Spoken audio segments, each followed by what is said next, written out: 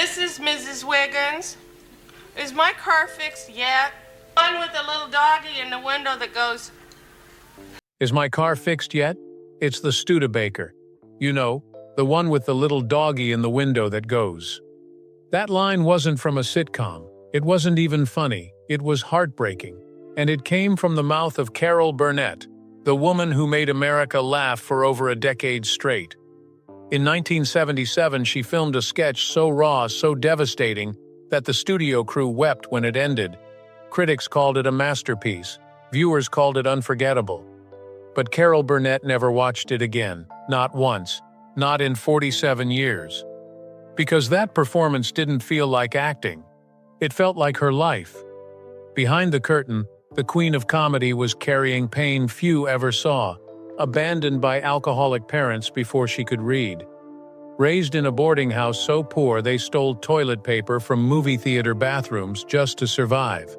She invented a fake twin sister just to feel seen. When success finally came, the pain didn't stop. A first husband lost to depression, a second marriage torn apart by fame, one daughter destroyed by addiction, another forced into psychiatric care. And the one who made it through, the one who finally understood her, taken by cancer just before their biggest project hit the stage. Carol Burnett kept smiling through all of it. She made us laugh while privately breaking. But there were moments, tiny, unscripted, unforgettable moments when the mask cracked, when the tears were real. This isn't just the story of a television icon. This is the story of what it took to keep laughing when life gave you nothing to smile about.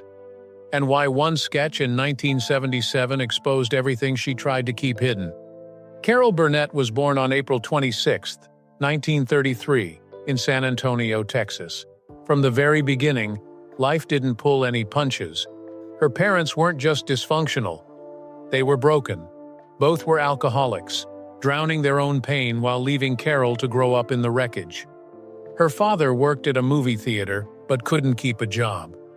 Her mother was more interested in the next drink than in the daughter crying quietly in the next room. Neither of them was capable of raising a child.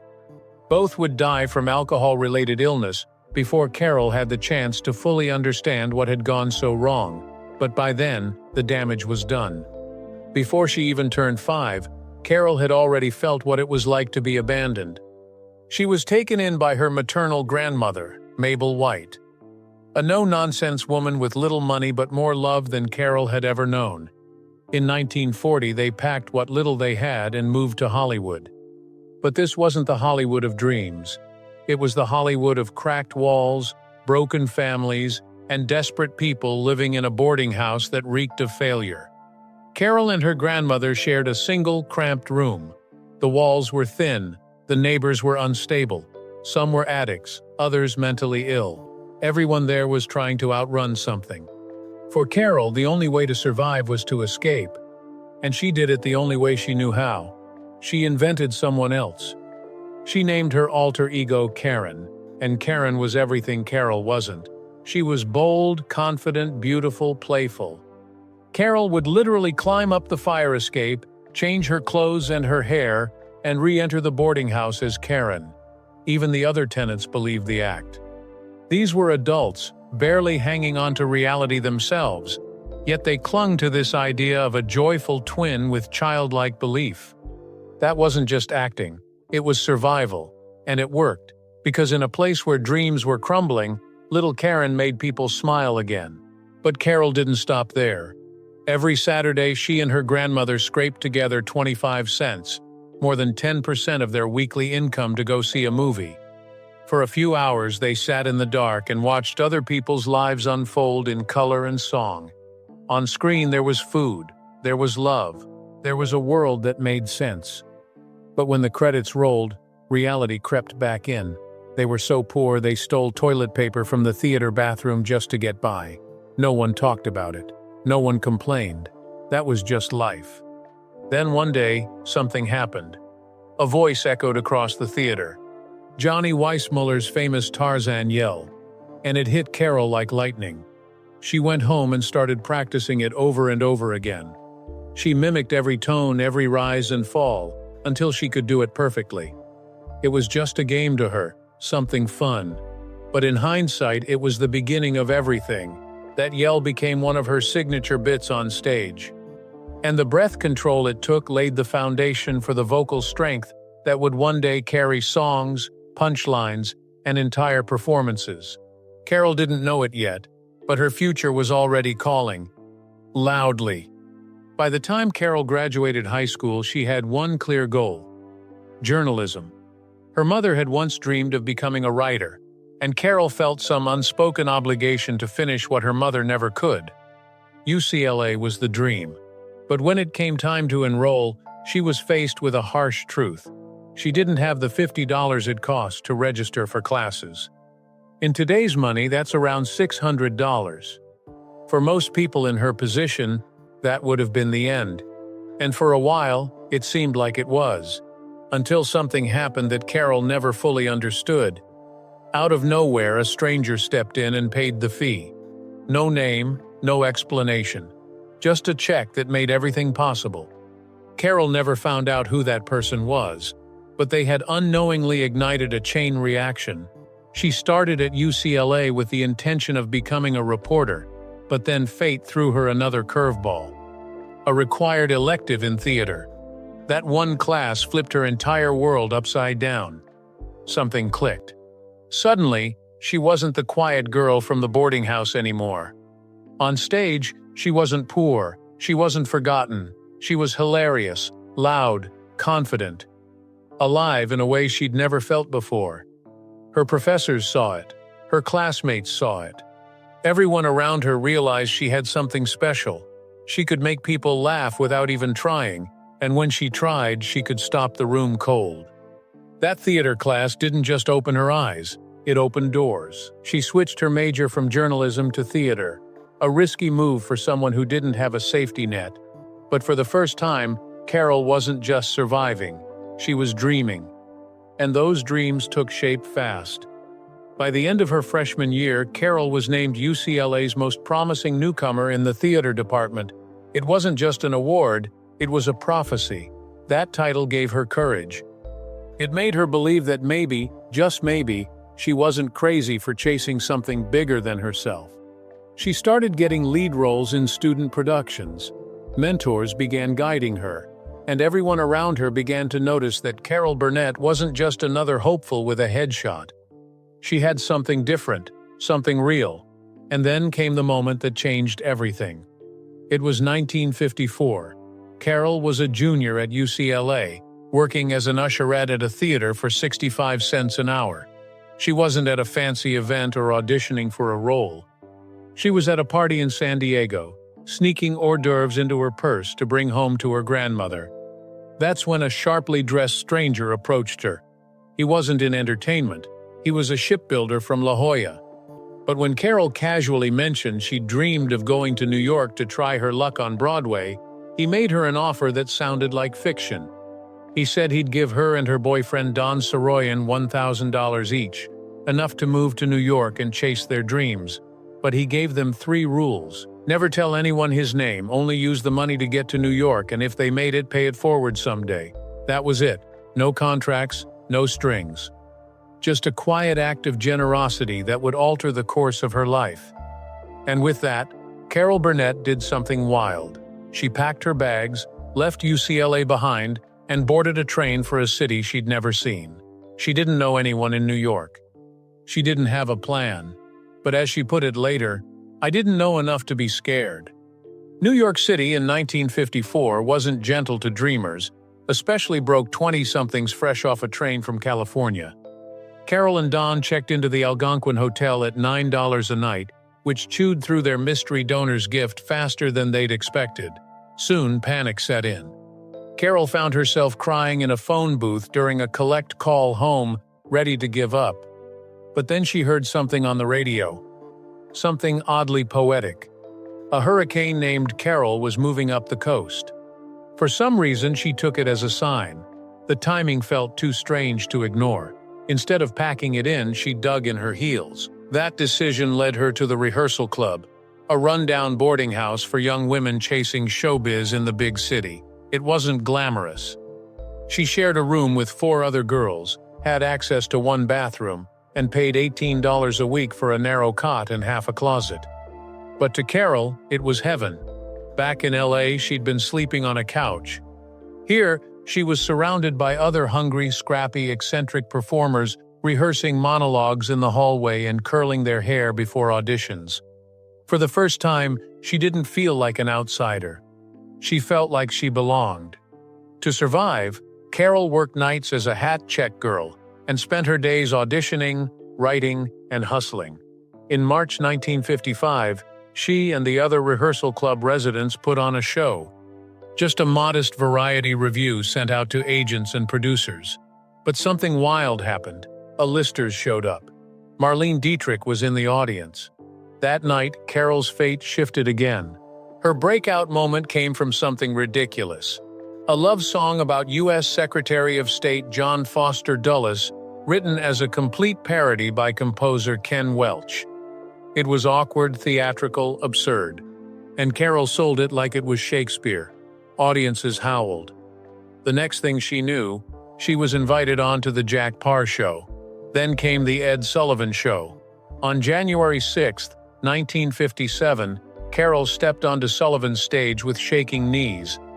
By the end of her bit, people were crying with laughter, and they wanted more. In August of that same year, she returned for an encore performance, bringing back the Dulles song and a new parody called Puppy Love. The audience ate it up. That one sketch, meant to be a joke, turned her into one of the most talked-about new comedians in the country. Her phone started ringing. Casting agents were finally paying attention, and Carol Burnett, once too poor to buy toothpaste, was suddenly being booked on national television. For the next 5 years, she grinded non-stop. From a guest spot as a ventriloquist dummy's girlfriend on The Paul Winchell Show to a short-lived role on Stanley alongside Buddy Hackett, she took every opportunity, no matter how strange or small. But then in 1959, everything changed again. Carol landed the lead in Once Upon a Mattress, an off-Broadway musical that unexpectedly became a massive hit. She played Princess Winifred, a loud, clumsy marshland girl unlike any polished fairy tale heroine. Audiences adored her. The critics caught on, and Carol got her first Tony nomination. Exactly 5 years after she took that $1,000 gift from a stranger, she and Don mailed a check to pay it back in full. The man never responded. He stayed anonymous to the end. But his gamble had worked. Carol Burnett had made it, and she wasn't slowing down. By the early 1960s, Carol Burnett was no longer just a rising star. She was a comedy powerhouse in the making. Her stage success in Once Upon a Mattress gave her credibility, but it was television that would make her unforgettable. That same year, she joined The Gary Moore Show, a wildly popular variety program that gave her space to breathe, experiment, and shine. Over the next 3 years, Carol became a standout, earning her first Emmy in 1962. But the real magic wasn't just in her sketches. It was in what the show taught her. Gary Moore had a tradition. He'd warm up the studio audience before every taping with a live, unrehearsed Q&A. It was simple, spontaneous, and electric. Carol watched him do it week after week, and she never forgot how those off-the-cuff moments connected with viewers. Years later, she would use the same technique to open every episode of The Carol Burnett Show, turning it into one of the most beloved features of the series. The Gary Moore set became Carol's classroom. She created the unforgettable cleaning lady character that audiences instantly fell in love with, and she wasn't the only one sharpening her tools. The show also helped launch the careers of other comedy greats like Don Knotts and Jonathan Winters. It was more than a variety program. It was a comedic laboratory where legends were forged. Then, in 1962, fate intervened again. CBS wasn't sure about letting Carol star in a special with British singer Julie Andrews. Executives worried Andrews wasn't famous enough in America, and that Carol's weekly television appearances had already saturated the market. But one bizarre coincidence changed their minds. After a promotional event, Carol was standing outside struggling to get a cab when a truck driver pulled over and offered her a ride home. The two CBS executives, Michael Dann and Oscar Katz, watched it happen. Something about that moment struck them. It felt cinematic, like the universe had spoken. They greenlit the special. The result was Julie and Carol at Carnegie Hall, a musical comedy spectacular that earned rave reviews, 3 major awards including an Emmy, and even landed a spot on the Billboard charts thanks to its soundtrack. It was a hit, but it was also a warm-up act for what was coming next. On September 11, 1967, The Carol Burnett Show premiered, and with it, television comedy changed forever. Nobody, especially not CBS, expected it to become one of the biggest shows in television history, but it did. For 11 consecutive seasons, from 1967 to 1978, the show averaged 30 million viewers a week. That kind of audience wasn't just rare, it was historic. It made the show appointment viewing in homes across America. Monday night at 10 p.m., you were watching Carol. But the success wasn't just about the numbers. It was about what the show represented. It was one of the first variety programs to combine live sketches, musical performances, and spontaneous audience interaction in front of a studio crowd.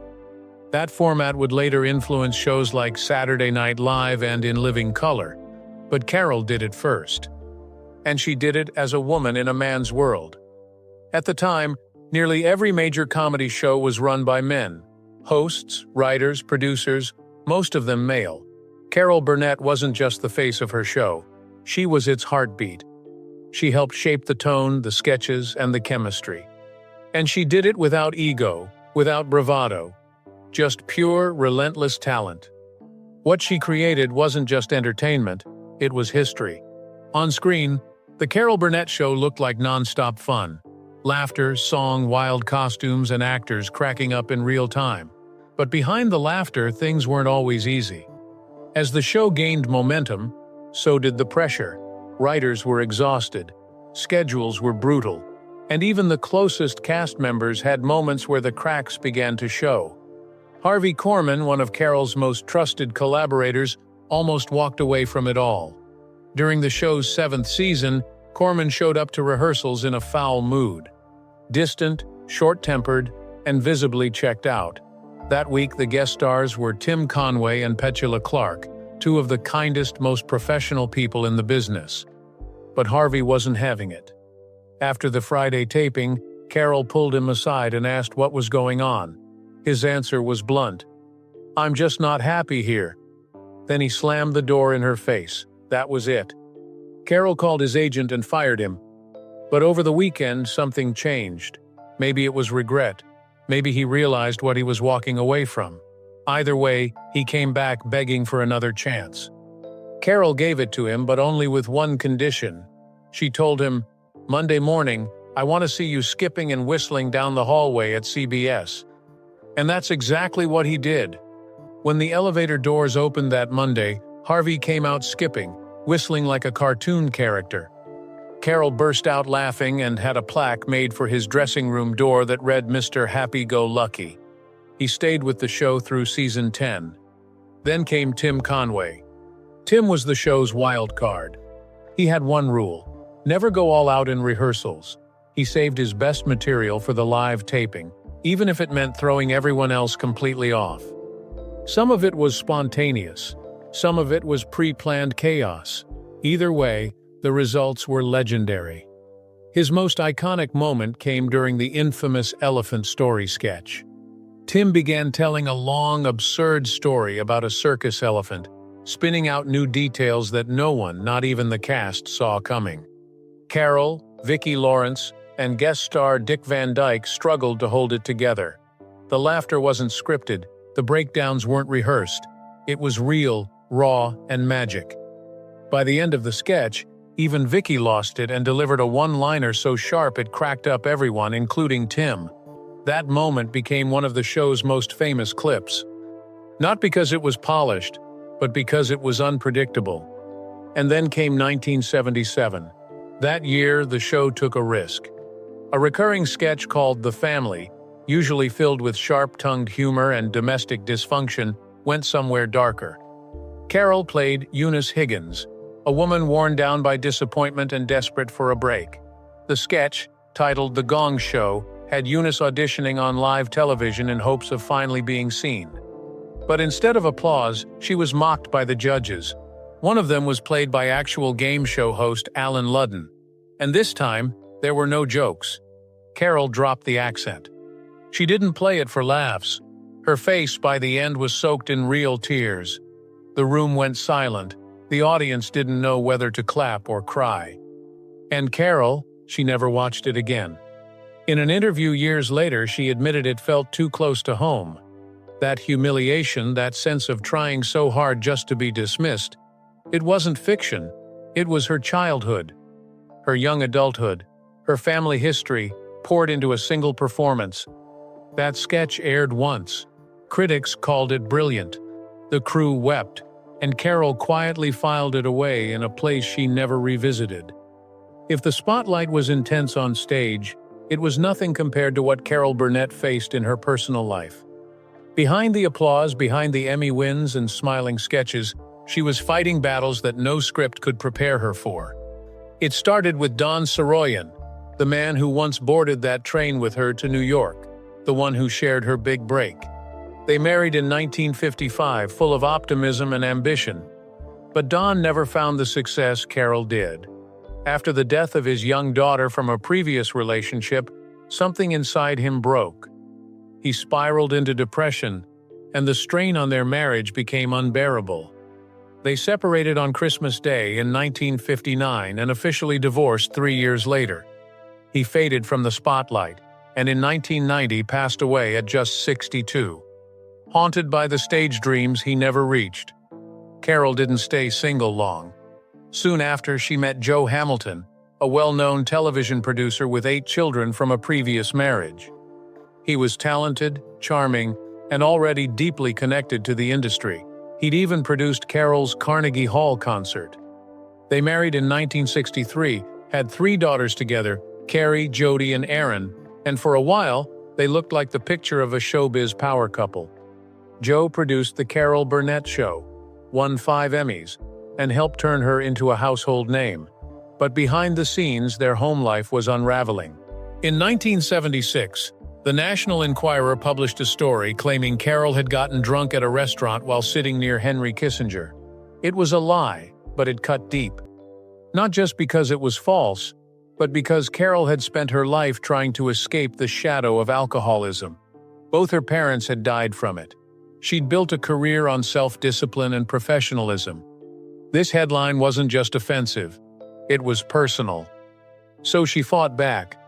She sued the tabloid for $1.6 million, dragging them into court in a case that would last 5 years. A paid informant even admitted that Carol hadn't been drunk, but the story ran anyway. She eventually won, and although the judgment was reduced to around $200,000 after appeals, the impact was massive. The case became a turning point in tabloid journalism, setting new standards for how celebrities could defend themselves from reckless, fabricated reporting. But while she was battling the press in public, her biggest war was happening at home. Her oldest daughter, Carrie, was slipping away. At just 13 years old, Carrie began experimenting with drugs: cocaine, marijuana, mushrooms, quaaludes. It wasn't a phase. It was an avalanche. And Carol watched in horror as her child, her bright and funny little girl, fell deeper into addiction. Carrie would later say she used drugs to escape her mother's shadow, to stop being Carol Burnett's daughter and feel like her own person. But the escape came at a devastating price.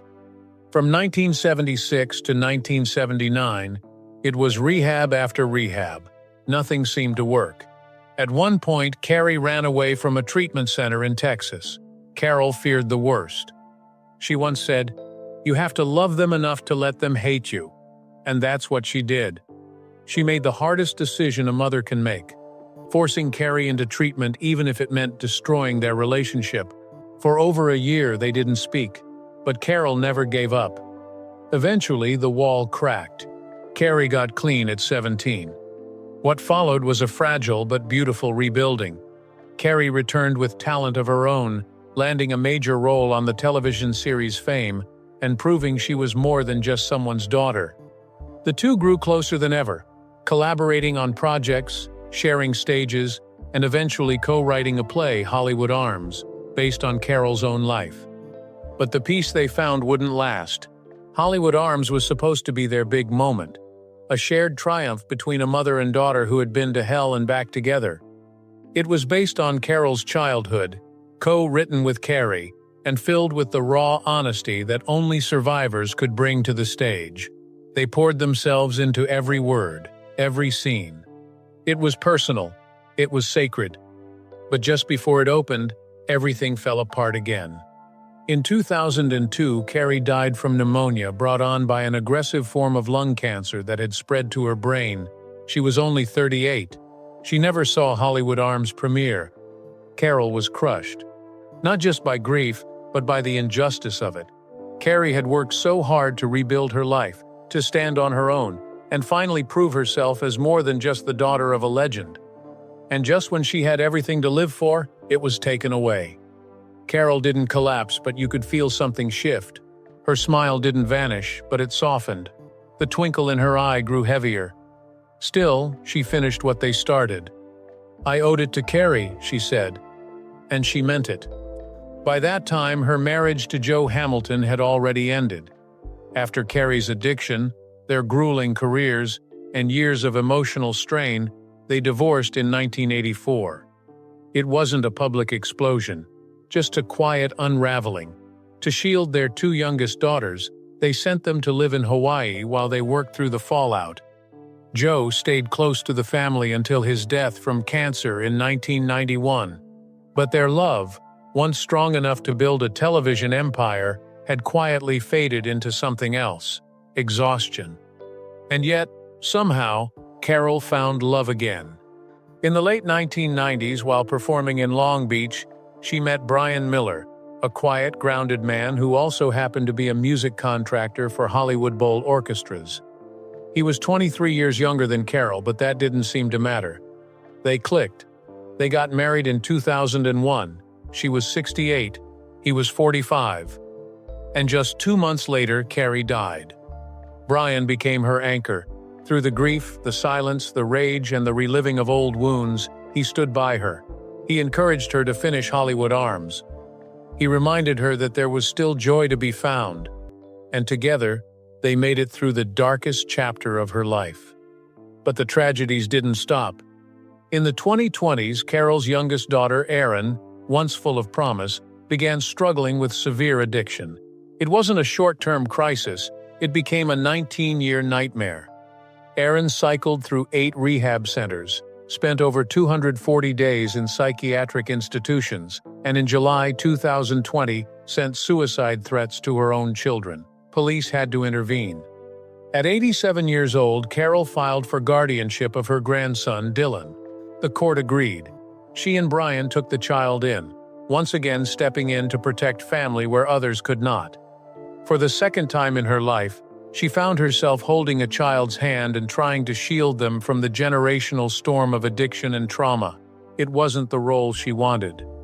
But it was the one she refused to walk away from. Most people would have retired. After decades of highs and heartbreaks, few would fault Carol Burnett for stepping away quietly. But that's never been her style. Even in her late 80s and 90s, she wasn't done surprising people. Not the industry, not her fans, and maybe not even herself. In 2022, she stunned audiences by stepping into the final season of Better Call Saul, one of television's most intense dramas. At 89, she played Marion, an elderly woman with a warm smile and sharp instincts who slowly begins unraveling the truth about Saul Goodman. She wasn't a gimmick. She wasn't there for nostalgia. Carol delivered a performance that was subtle, layered, and terrifyingly effective. In one of the season's most chilling scenes, Marion sits quietly at her kitchen table, piecing together lies using a dusty old computer, and asks Jeeves. When she finally confronts Saul, the moment is thick with dread. "I trusted you," she says, trembling. And the look on Bob Odenkirk's face says it all. Her voice, barely above a whisper, carries the weight of the entire series. Vince Gilligan, the show's co-creator, later admitted it felt almost wrong to write a scene where Saul considers killing Carol Burnett's character. "She's an American treasure," he said. And she proved it again. That wasn't all. In 2024, just weeks after turning 91, Carol reappeared in Palm Royale, a high society satire for Apple Television Plus. Her role as Norma Delacorte was unlike anything she'd done before. For most of the series, her character is in a coma, until she suddenly isn't. Carol had to act out gibberish dialogue to mimic someone relearning speech. It could have been silly. Instead, it was brilliant. She improvised the entire thing, blurring the line between absurdity and genius. It earned her a nomination for Outstanding Supporting Actress in a Comedy Series, making her the oldest female nominee in Emmy history, not as a guest, not for a Lifetime Achievement Award. For real, recent, relevant work. And once again, she stood out in a cast filled with stars: Kristen Wiig, Allison Janney, Laura Dern, Ricky Martin. Yet it was Carol the critics couldn't stop talking about. But younger audiences were already hearing her voice before that. In 2008, she voiced a character in Horton Hears a Who, alongside Jim Carrey and Steve Carell. The film was a global hit, pulling in nearly $300 million. Years earlier, she'd done the same in The Trumpet of the Swan, acting alongside Reese Witherspoon and Jason Alexander. These animated roles didn't just keep her in the game, they introduced her to a generation that had never seen The Carol Burnett Show, but instantly recognized the warmth, timing, and wit in her voice. And even when she returned to Broadway, 30 years after her last stage role, she didn't miss a beat. In 1999, she starred in Stephen Sondheim's Putting It Together, holding her own alongside Broadway legends like George Hearn and Ruthie Henschel. When her skirt fell off mid-scene during a live taping, she turned it into a perfect gag, never missing a line. The critics might have had mixed feelings about the show, but they agreed on one thing: Carol Burnett still had it. She always did. Carol Burnett didn't just change television. She rewrote what it meant to be a star. She made us laugh with characters that felt absurd and real at the same time. She broke ground in a world dominated by men. And behind that goofy smile and trademark ear tug was a woman who had seen more pain than most of us could imagine. She survived abandonment, addiction, public humiliation, private grief. She lost a child, buried 2 marriages, and stepped up as a mother all over again, this time in her late 80s. And through it all, she never stopped showing up, never stopped performing, never stopped loving. The sketch she refused to watch, the one where Eunice Higgins gets humiliated in front of millions, wasn't just a performance, it was a mirror. Because Carol knew exactly what it felt like to chase a dream in front of people who were ready to laugh at your failure. And yet, she never let it stop her. That's what makes Carol Burnett legendary. Not just the Emmys, not just the ratings, not just the longevity, but the way she kept walking through every storm with grace, humor, and strength, and found ways to turn heartbreak into art. She didn't just leave a mark on Hollywood. She left a blueprint for how to survive it.